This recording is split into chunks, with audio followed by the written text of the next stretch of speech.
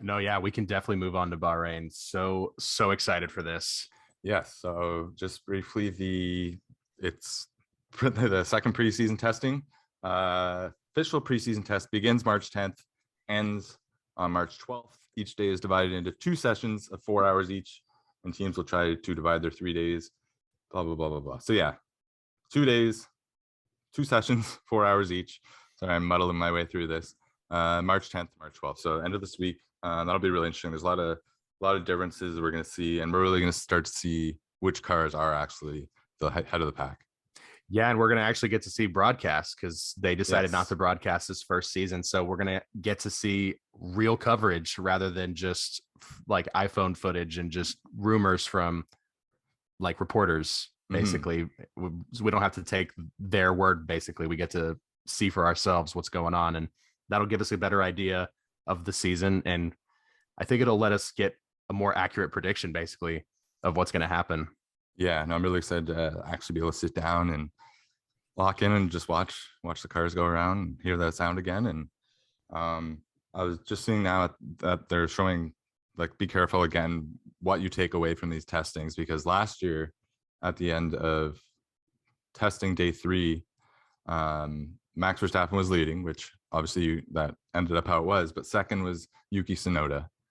So yeah, and then Carlos Sainz there, and then Kimi Räikkönen, and then Lewis Wow. Hamilton.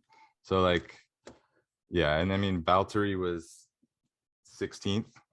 Oh my So God. like, you can only take away so much.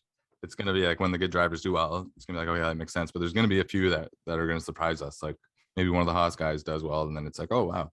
But we're still gonna have to take it with a grain of salt. But regardless, not to put a damper on it, it is gonna be very exciting. We're gonna see, this year is different because there's so much variance in the cars, it seems like, and there's already rumors that Mercedes is bringing a big upgrade to Bahrain. So which Oh. was, it wouldn't really surprise anyone that they kind of sandbagged the first testing. But Hmm.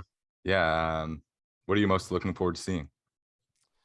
I'm interested to see how the speed traps compare to last or 2 weeks ago because I know there's probably going to be some wild differences. But I mean, I think Nikita had like one of the fastest speed traps, and that just goes to show that like just power and speed isn't everything. Because if I'm not mistaken, I'm pretty sure Kimi Räikkönen had like the most or the highest speed traps over the entire season.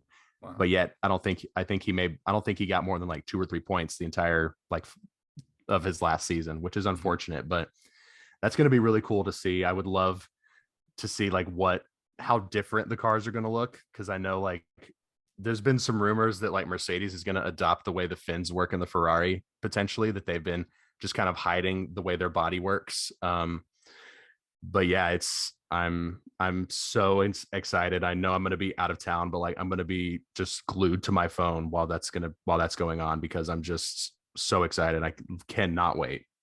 Yeah, no, me too.